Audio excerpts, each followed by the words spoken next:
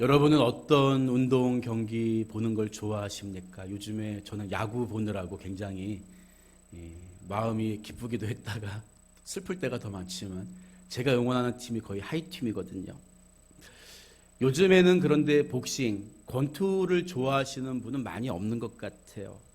지금은 비인기 종목이 됐는데 80년대만 하더라도 사람들이 가장 좋아하고 사람들을 열광시켰던 운동 경기 중에 하나가 권투였던 것 같아요. 제 기억에는 그때 우리나라 세계 챔피언도 굉장히 많았습니다.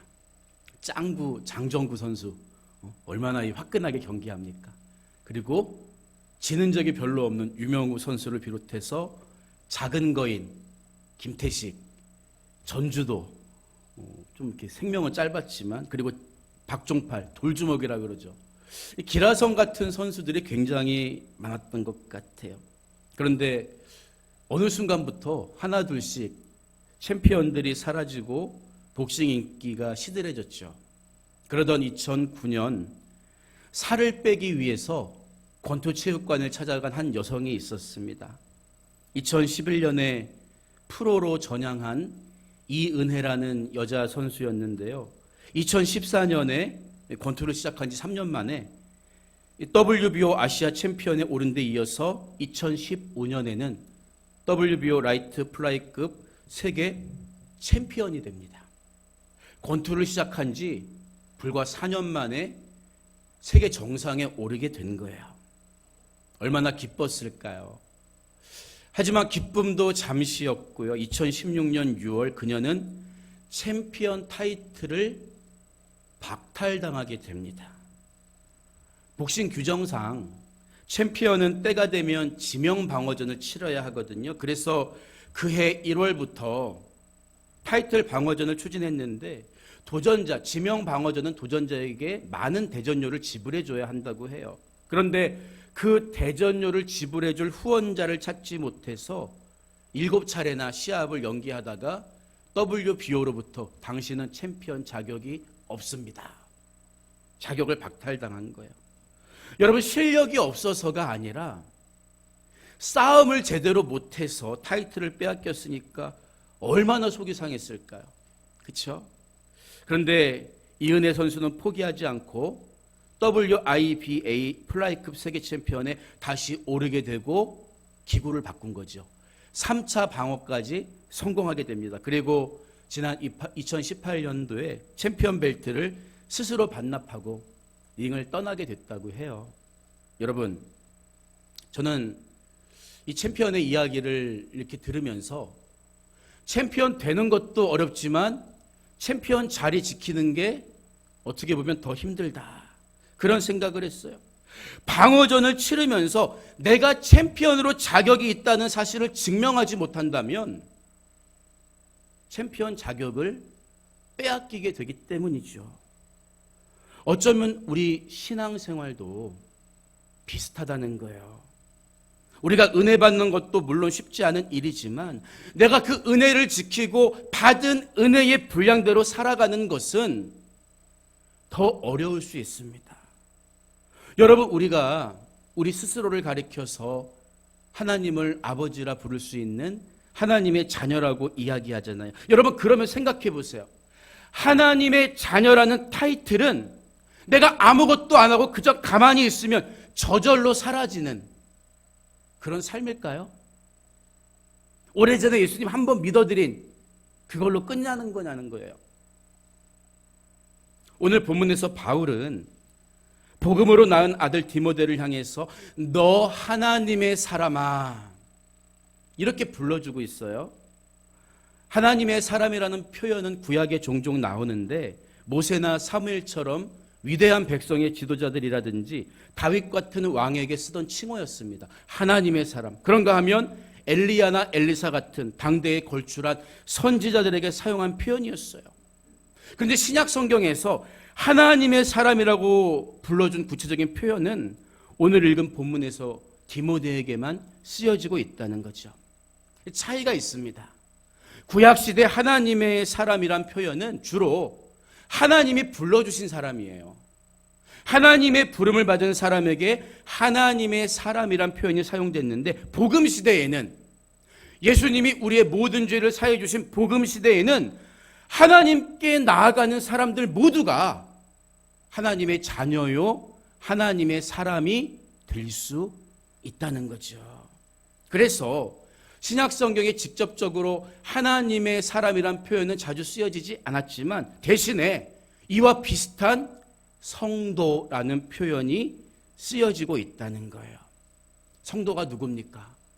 거룩한 부르심 앞에 그 부르심을 따라가는 사람이 성도요. 그냥 교회에 적을 두고 교회에 왔다 갔다 하는 사람을 우리는 편의상 성도라 부르는데, 사실 성도라는 말 속에는 어마어마한 무게가 담겨 있는 거예요. 나는 세상을 쫓아가는 사람이 아니라 하나님을 따르는 사람입니다. 여러분, 그런데 말씀드렸던 것처럼 하나님의 사람이란 가만히 있기만 하면 저절로 그렇게 사라지는 게 절대 아니라고요. 많은 분들이 착각을 하세요. 내가 예수님 믿어드렸으니까 그걸로 끝난 거지 뭐. 여러분, 챔피언이 타이틀을 지키기 위해서 계속 방어전을 치러야 하는 것처럼 하나님의 사람이라는 이름도 무수히 많은 사단의 공격으로부터 내 믿음을 지켜내야 한다는 거예요. 성경은 그래서 이것을 가리켜서 믿음의 선한 싸움, 이렇게 표현하고 있는 거예요. 선한 싸움은 언제까지 감당해야 하는 줄 아세요? 우리가 죽어서 영원의 때에 하나님 앞에 서는 그날까지 중단하지 않고 계속 감당해야 합니다. 그래서 디모데후서 4장 7절을 보면 바울이 순교를 앞두고 죽음을 앞두고 뭐라고 이야기합니까? 나는 선한 싸움을 싸우고 나의 달려갈 길을 마치고 믿음을 지켰으니, 나는 지금 이 순간까지 믿음의 선한 싸움을 다 감당해 왔노라고 고백하고 있는 거죠. 여러분, 그렇기 때문에 우리는 예수 믿으면 구원받는다는 말로 끝나면 안 됩니다. 예수의 이름으로 선한 싸움을 싸우는 법을 알아야 하는 거예요. 그리고 이것을 우리 자녀와 다음 세대들에게도 가르쳐줘야 하는 거예요. 여러분의 자녀와 아이들이 아이고 교회 나와줬네, 고맙네, 이걸로 끝나면 안 되는 거예요. 교회 나와줘서 고맙다가 아니라 그 영혼을 살리라고, 믿음의 선한 싸움을 싸우는 법을 가르치라고 하나님이 우리를 신앙의 선배요 교회의 교사로 세우셨다는 것을 알아야 돼요. 그냥 맛있는 거나 사주고 놀아주고 마음 편하게 해주고 이게 아니라 싸우는 법을 가르칠 수 있어야 진짜 교사라는 거예요. 진리가 아닌 것에 대해서는 제대로 싸우고 거부하는 법을, 분별하는 법을 가르치는 교사가 좋은 교사이기 때문입니다. 여러분, 그렇다면 우리가 먼저 믿음의 선한 싸움을 잘 싸워야 할 텐데, 어떻게 하면 믿음의 선한 싸움을 할 수 있을까요? 오늘 말씀에 따르면 믿음의 선한 싸움을 하기 위해서는 두 가지를 잘해야 한다는 것을 알 수 있어요. 첫 번째는 피해야 할 것을 피하는 것입니다. 둘째는 따라가야 할 것을 잘 따라가는 것입니다. 간단하잖아요, 그렇죠? 피해야 할 것 피하고 따라가야 할 것 따르는 게 믿음의 선한 싸움이에요. 먼저 11절 앞구절을 보면요, 오직 너 하나님의 사람아 이것들을 피하고, 이렇게 말하고 있습니다. 여기서 피하라는 말의 원래 의미는 멀리하라는 뜻으로 뒤에 나오는 따르라와 대조가 되는 표현이에요. 성경에서는 문학적으로 강조하기 위해서 대조적인 표현을 많이 사용합니다. 피해야 할 것이 있고 따라가야 할 것이 있고, 권투에서도 치고 빠지는 걸 잘해야 되잖아요. 이게 선한 싸움을 잘하는 거예요. 그러면 이것들을 피하라고 했는데 뭘 피해야 될까요? 피해라고 이야기하는 구절이 뭘까요? 오늘 읽진 않았지만 디모데전서 6장 3절부터 10절까지, 오늘 읽은 본문 앞절까지 열거한 내용들이 피해야 할 것입니다. 근데 그것을 두 가지로 요약하면, 첫째는 다른 교훈이고 두 번째가 돈을 사랑함이라는 거예요. 믿음의 선한 싸움을 하나님의 사람으로서 감당하려면 피해야 할 게 두 가지가 있는데, 그게 뭐예요? 다른 교훈, 이단의 가르침, 그리고 돈을 사랑함이라는 거죠. 먼저 다른 교훈을 피하라는 말의 의미가 뭘까요? 여러분, 이것은 이단과 사이비의 잘못된 가르침이 왜 잘못되었는지 연구도 하지 말거나 아예 관심조차, 눈길조차 주지 말라는 그런 의미가 아닙니다. 우리가 이단의 가르침이 무엇이 잘못되었는지 알아야 그들의 미혹에 넘어가지 않을 수도 있는 거 아니겠어요? 여러분, 하지만 그들과 직접 상대하면서 소모적인 논쟁을 하는 것은 유익하지 않다는 거예요. 왜 그렇습니까? 이미 악한 사단에게 마음을 줘버린 사람들, 하나님의 바른 진리 편에 서지 아니려고 한 사람과 쓸데없고 불필요한 변론을 나누는 것은 아무 유익이 없기 때문이에요. 대표적인 이단 가운데 하나인 신천지에서 만든 신문이 있죠. 천지일보라는 신문이 있어요.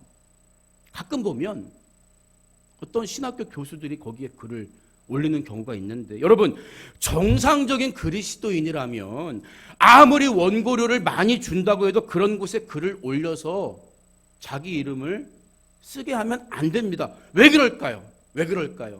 그들이 원하는 것은 자신들도 기독교 안에 있는 교파 가운데 하나라는 것처럼 행세하려는 것이기 때문이에요. 예수님 믿지 않는 사람들이 볼 때 천지일보, 신천지 신문이라고 하는데 거기 기독교 기사도 다루고 있네? 어떤 교회 얘기도 나오네? 우리가 아는 큰 교회 얘기도 나오고 우리가 아는 신학교 교수님 얘기도 세워지네? 그래서 저명한 기독교인이나 학자 또는 사회적으로 영향력 있는 사람이 어떻게 해서든지 자기들 신문에 이름 올리게 하려고 안간힘을 쓰는 거죠. 왜? 그러면 서서히 사람들 의식 속에 신천지도 기독교 가운데 하나인가 보다, 교류하는가 보다, 이런 의식이 생기기 때문이에요. 그런 사람을 통해서 자기 인정받으려고 하는 거죠. 따라서 이런 종류의 술수를 잘 분별하고 말을 섞지 않고 처음부터 피하는 게, 이게 지혜로운 싸움을 하는 사람이지, 이단지에 내가 글을 실러서 그들을 좀 변화시켜 봐야겠다. 사실은 원고를 많이 주니까 글 싫으면서 죄송해요. 절대로 선한 싸움 하는 게 아니라는 거예요. 피하라는 거예요. 하나님의 사람이 피해야 할 또 한 가지가 뭐라고 했습니까? 돈을 사랑함이라고 했죠. 디모데전서 6장 10절을 보면요, 돈을 사랑함이 일만 악의 뿌리가 되나니 이것을 탐내는 자들은 미혹을 받아 믿음에서 떠나 많은 근심으로써 자기를 찔렀도다. 이렇게 이야기합니다. 여기서 우리가 오해하지 말아야 할 것은 돈 자체는 가치 중립적이라는 거예요. 무슨 말이냐 하면 돈 자체가 악한 것은 아니라는 거죠. 우리가 살아가기 위해서는 돈도 유용하고 필요합니다. 여러분, 그렇다면 돈을 사랑한다는 말의 의미가 뭘까요? 돈을 디자인이 이렇게 이쁠 수가 있나? 이걸로 치장한다든지 아니면 동전을 쌓아두고 그걸 보화처럼 여긴다든지 이런 의미는 아니죠. 돈을 사랑한다는 것은 돈을 믿는다는 거예요. 이게 내가 원하는 것들을 다 들어주고 나를 끝까지 지켜주리라고 믿고 의지하는 거, 이게 돈을 사랑하는 거예요. 여러분, 만약에 하나님이 여러분에게 돈, 물질을 많이 주셨다면 그것은 여러분 숙제일 수 있다고 생각해야 돼요. 왜 그렇습니까? 내가 이것을 어떻게 남용하지 않고 죄의 도구로 사용하지 않고 하나님 앞에서 선하게 쓸 수 있을지, 내가 정말 많은 숙제를 받았구나. 오히려 그때부터 더 근심해야 맞는 거요. 내가 이것 때문에 타락하지 않고 하나님의 선한 통로가 돼야 될 텐데. 그런데 가만히 보면 돈 많이 벌게 해달라고, 사업 잘 되게 해달라고 기도하는 분은 봤어도 소위 말하는 성공했을 때, 돈을 많이 벌었을 때 내가 하나님 앞에 이것으로 인해 죄 짓지 않게 지켜주세요, 하나님 내가 선하게 쓰게 해주세요, 오히려 그때 기도하는 분들은 제가 별로 못 봤어요. 왜 그렇습니까? 사람들 마음속에 은근히 돈만 주어지면 내가 이것 갖고 뭐든지 할 수 있다는, 돈을 사랑하고자 하는 마음이 속에 꾸물꾸물 숨어있기 때문이에요. 여러분, 하지만 돈이 많아지면 하나님을 더 멀리 떠날 수도 있다는 사실이 너무나 두려운 거죠. 그래서 예수님은 너희는 하나님과 재물을 겸하여 섬길 수 없느니라. 둘 중에 하나를 더 중히 여길 수밖에 없다. 분명히 가르쳐 주신 거예요. 우리가 믿는 것은 어느 순간 내 섬김의 대상이 되어버리기 때문입니다. 그렇기 때문에 돈을 사랑함을 피하라는 말의 의미는 돈이면 뭐든지 할 수 있을 것으로 여기고 돈이면 뭐든지 된다고 여기고 그것에 집착해서는 안 된다. 이 말이에요. 우리가 무언가를 두 마음 품지 않고 사랑할 수 있는 제일 좋은 방법이 뭐지요? 어느 한 가지를 진짜로 사랑하는 거예요. 어느 하나를 내가 진짜로 사랑하면 내 마음에 다른 게 들어올 여지가 없어요. 우리가 돈을 사랑함을 피하기 위해서 제일 좋은 방법이 뭘까요? 하나님을 사랑하는 내 마음을 빼앗겨 버리지 않는 것입니다. 내 마음속에 하나님 사랑이 가득 차 있으면 다른 것이 나를 흔들 수가 없는 거예요. 그러나 우리 하나님이 내 마음의 주인이 되지 못하시면 내 마음이 공허해지고 자꾸만 다른 게 그 속으로 들어오게 되는 거예요. 성경은 그래서 돈을 사랑하면서 모든 악의 뿌리가 되고 모든 악이 생겨난다고 분명히 경고해 주고 있는 거예요. 두 가지 다른 교훈과 돈을 사랑함을 피하는 것이, 가까이 하지 않는 것이 선한 싸움을 싸우는 우리 그리스도인의 첫 번째 태도라는 거예요. 여러분, 그러면 이어서 우리가 추구해야 할 것이 있잖아요. 하나님의 사람이 마땅히 따라야 할 게 뭡니까? 11절 후반부를 보면요, 의와 경건과 믿음과 사랑과 인내와 온유를 따르며 이렇게 요구하고 있습니다. 여기서 따르다라는 말의 언어적인 의미는 추구하다는 뜻이에요. 그렇기 때문에 그저 누군가의 뒤를 졸졸 뒤따라간다는 수동적인 의미가 아니라 추구한다는 게 뭐예요? 적극적으로 그것을 구하고 살라는 거죠. 바울은 거짓 교사들이 추구하는 다른 교훈, 돈을 사랑함의 요소들을 피하고 하나님의 사람으로서 우리가 열심히 따르고 추구해야 될 신앙의 덕목을 6가지로 가르쳐주고 있는데, 의와 경건, 믿음과 사랑, 그리고 인내와 온유, 이 6가지를 제시하고 있어요. 여러분, 의가 뭡니까? 의는 진리대로 사는 것을 의미해요. 진리는 오직 하나님 말씀이기 때문에 하나님 말씀을 기준으로 살아가는 것이 하나님의 사람이 취해야 할 마땅한 삶의 태도라는 거예요. 경건이라는 말은 일반적으로는 하나님에 대한 경외심과 그에 합당한 삶을 살기 힘쓰는 것을 의미하는데, 문맥상 디모데전서 6장의 문맥상 물질에 대한 경계, 물질을 사랑하지 말아라, 물질을 믿지 말아라, 이 경계 뒤에 제시되었다는 점에서 돈이 아닌 하나님만 바라보고 경외하는 것을 의미한다고 볼 수 있습니다. 또한 믿음이란 1차적으로 하나님에 대한 전적인 신뢰를 가리키며, 또한 사람들 사이에서도 신의를 지켜야 한다는 것을 우리에게 요구하고 있는 거예요. 이어서 사랑으로 번역된 아가페라는 말은 우리가 아는 것처럼 어떤 조건적이고 정욕적인 사랑이 아니라 자기 희생적인 사랑을 보여줄 수 있어야 한다는 거죠. 인내란 인생의 어떠한 고난과 역경 속에서도 자기 포지션을 지키면서 자기 신앙의 진지를 지키면서 머물러 있는 것을 의미합니다. 마지막으로 온유는 뭘까요? 인내에서 한 걸음 더 나아가서 나를 힘들게 하고 나를 어렵게 하는 사람에게 적대감을 가지지 않고 오히려 끝까지 겸손과 섬김으로 대하는 마음과 삶의 태도를 의미하는 거예요. 여러분, 사실 이 6가지가 성경이 우리 그리스도인들에게 요구하는 삶이라는 것을 모르는 분들은 거의 없어요. 뭐 어렴풋이 다 알고 있습니다.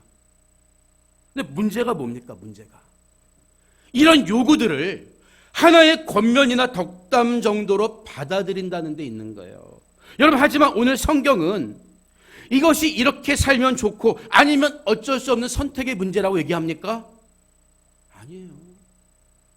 하나님의 사람이라면 마땅히 취해야 할 선한 싸움 가운데 이게 들어간다고 얘기하고 있는 거예요. 다시 말하면 이렇게 싸우지 않는다면 하나님의 사람으로 끝까지 살아가기 어렵다는 거죠. 보세요. 모두가 불의한 길을 걸어갈 때 의의 길로 가고, 돈을 사랑할 때 하나님을 더 사랑하며, 신이 저버리기를 밥 먹듯이 할 때 끝까지 믿음 지키는 삶을 사는 것은 그냥 우리의 선택 가운데 하나가 아니라 하나님의 사람으로서 치열한 영적 전투 가운데 하나라는 거예요. 그리고 이런 싸움을 싸워낼 때 챔피언이 방어전을 치르면서 챔피언을 지켜내는 것처럼 하나님 사람으로서 정체성도 지켜낼 수 있다고 성경은 오늘 우리에게 말하는 거예요. 육체적이고 타산적인 사랑이 난무하는 세상 속에 주님 닮은 사랑의 본을 끝까지 보여주고 자기 기분, 컨디션대로 신앙생활하는 풍조 속에 끝까지 포지션을 지키면서 되로 받은 것을 말로 갚아주는 게 정의라고 말하는 세상 속에서 예수님처럼 온유한 삶을 살아내는 것을 오늘 성경은 하나님의 사람답게 감당해야 할 선한 싸움이라고 이야기하고 있다는 거예요. 여러분은 지금 이런 싸움을 하고 있나요? 이렇게 싸워야 하나님이 기뻐하시는 사람이고 그리스도인이라고 우리 자녀와 신앙의 다음 세대들에게 전해주고 있습니까? 챔피언도 싸우지 않는다면 더 이상 챔피언이 될 수 없는데 하나님의 사람이 선한 싸움을 싸우지 않는다면 하나님의 사람이라고 말할 수가 있겠냐는 거예요. 우리는 이런 거룩한 부담을 짊어지고 살아가야 해요. 말씀 들으면서 위로만 받으려고 하고 어떤 복만 받으려고 하고 그게 잘못된 것은 아닙니다. 그러나 우리는 우리 정체성을 지키기 위해서 무엇을 해야 하는가를 성경이 요구하고 있음에도 불구하고 그것을 그저 하나의 덕담이나 권고 정도로 오해해서는 안 된다는 거예요. 여러분, 이렇게 피할 것을 피하고 따를 것을 따르는 믿음의 선한 싸움을 통해서 우리가 얻을 수 있는 게 구체적으로 무엇일까요? 본문 12절 전반부를 보면 믿음의 선한 싸움을 싸우라 영생을 취하라 이렇게 이야기합니다. 그리고 계속해서 보면 이를 위하여 내가 부르심을 받았고 많은 증인 앞에서 선한 증언을 하였도다 이렇게 이야기하죠. 여러분, 우리는 교리적으로 신앙생활하면 안 돼요. 어떤 교리에서는 구원은 따놓은 당상인 것처럼 내가 아무것도 할 필요가 없는 것처럼 하나님이 우리에게 요구하시는 선한 싸움과 믿음의 열매들을 무시하는 그건 잘못된 가르침, 편협한 가르침을 주고 있지만 우리는 말씀대로 믿어야 하는 거예요. 예수 믿는 순간 다 끝나면 왜 성경은 우리에게 일관되게 선한 싸움을 하라, 영생을 취하라 요구하고 있겠습니까? 여러분, 하나님의 사람으로 부르심을 입은 디모데뿐만 아니라 우리 모두가 선한 싸움을 감당해야 하는 최종 목적이 어디 있다는 거예요? 영생을 취하는 데 있다는 거예요. 여러분, 신앙은 임의와 아직이 있어요. 우리는 예수님 믿는 순간 이미 구원받았지만 아직 영혼의 때에 다 이르지 않았습니다. 그래서 신앙은 텐션이 있어야 되는 거예요. 긴장이 있어야 되는 거예요. 그렇기 때문에 선한 싸움을 하라고 요구하는 거죠. 그런데 우리가 오해하면 그러면 예수님의 십자가로 불완전한가? 내가 뭔가 선한 행위를 해야 구원받는가? 아닙니다. 예수님이 다 이루셨어요. 우리는 내 안에 계신 성령님의 말씀에 순종하고 그분의 능력에 힘입어서 이미 이긴 승리의 싸움을 확증해 가면 되는 것입니다. 내 힘과 의지가 절대 아니요. 내 공로가 아닙니다. 주님이 이미 이기셨고 이기게 하실 것입니다. 그 주님과 동행하라는 거예요. 그래서 13절과 14절에서 바울이 뭐라고 얘기합니까? 만물을 살게 하신 하나님 앞과 본디오 빌라도를 향하여 선한 증언을 하신 그리스도 예수 앞에서 내가 너를 명하노니 우리 주 예수 그리스도께서 나타나실 때까지 흠도 없고 책망받을 것도 없이 이 명령을 지키라.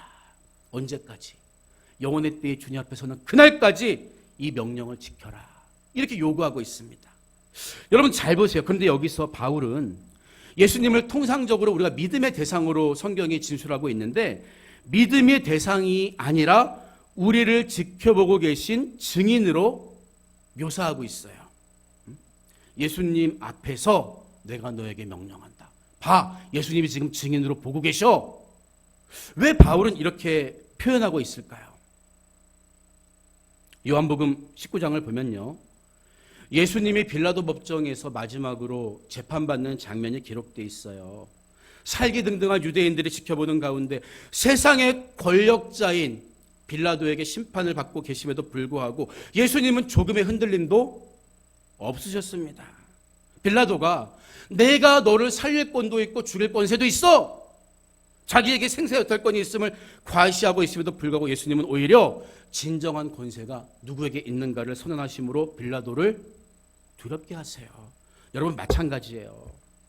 하나님의 사람이라면 우리를 두렵게 하는 세상 앞에서, 문제들 앞에서 이 예수님과 같은 태도를 취해야 한다는 거예요. 그 예수님이 우리를 지켜보고 계시다는 거죠. 그래서 히브리서 12장 1절 이하를 보면, 이러므로 우리에게 구름같이 둘러싼 허다한 증인들이 있으니 모든 무거운 것과 얽매이기 쉬운 죄를 벗어버리고 인내로서 우리 앞에 당한 경주를 하며 믿음의 주요 온전케 하시는 이인 예수를 바라보자. 그분을 바라보자. 여러분, 우리는 혼자 싸우는 게 아니요, 혼자 의로운 싸움을 하는 게 아닙니다. 나보다 앞서 고난당하신 예수님이 증인으로 나를 지켜보고 계시는 거예요. 또한 구름 같은 증인들이 하늘에서 우리를 바라보면서 이겨라, 이겨라, 하나님이 도와주실 것이다, 응원하고 있다는 거예요. 예수님을 의지하면서 피할 것은 피하고 따를 것을 따르는 믿음의 선한 싸움을 해갈 때 하나님 앞에서는 그날까지 우리는 두려움도 없고 흔들림도 없는, 정체성을 잃어버리지 않는 하나님의 사람으로 설 수 있다는 거예요. 오늘 말씀을 마무리합니다. 우리가 흔히 아는 돼지라는 동물은 신체 구조상 15도 이상 고개를 들 수가 없다고 해요. 그래서 하늘을 바라보지 못하고 평생 땅만 바라보면서 살아야 하는, 어쩌면 슬픈 짐승입니다. 그런데요, 돼지가 하늘을 볼 수 있는 유일한 방법이 있다고 해요. 그것은 넘어지는 것입니다. 넘어졌을 때 돼지는 비로소 자기가 이전에 보지 못했던 푸른 하늘, 또 다른 세상을 볼 수 있게 된다는 거죠. 우리가 세상에서 승승장구할 때는 보이지 않는 것들이 있어요. 실패하고 쓰라린 패배의 아픔을 경험할 때 비로소 우리 눈에 들어오는 게 있다는 거죠. 여러분, 본질상 우리 모두는 진노의 자식이었습니다. 선한 싸움은커녕 조금이라도 선한 구석이 저와 여러분에게는 애초에 없었다고요. 그래서 우리가 오히려 실패하고 넘어질 때마다 우리는 나 자신의 한계와 초라함을 발견하게 되는 거예요. 이것을 깨달은 바울은 처음에는 자신을 만삭되어 나지 못한 자 같다고 했다가 마지막에는 내가 죄인 중에 괴수라고, 하나님의 그 빛에 점점 가까이 다가갈수록 자기의 초라함을 발견했노라고 고백할 수 있었던 거죠. 넘어지고 쓰러지는 것은 분명히 아프고 쓰라린 일입니다. 그러나 오히려 그때 우리는 나의 한계와 연약함을 직시할 수 있는 거예요. 그리고 그때가 다시 구원의 하나님을 바라보고 의지할 수 있는 기회인 것입니다. 죄보다 두려운 것은 죄 가운데 주저앉는 거예요. 제대로 싸우는 법을 가르치는 교사가 되려면, 부모가 되려면 먼저 나 자신이 쓰라린 실패를 딛고 하나님을 바라보고 의지하고 일어선 간증의 주인공이 되어야 하는 것입니다. 믿음의 선한 싸움을 싸우면서 신앙의 다음 세대들에게도, 자녀들에게도 이 싸움을 부지런히 가르치고 계승해 줄 수 있는 부모다운 부모, 교사다운 교사가 다 되어주시기를 주님의 이름으로 간절히 부탁드립니다.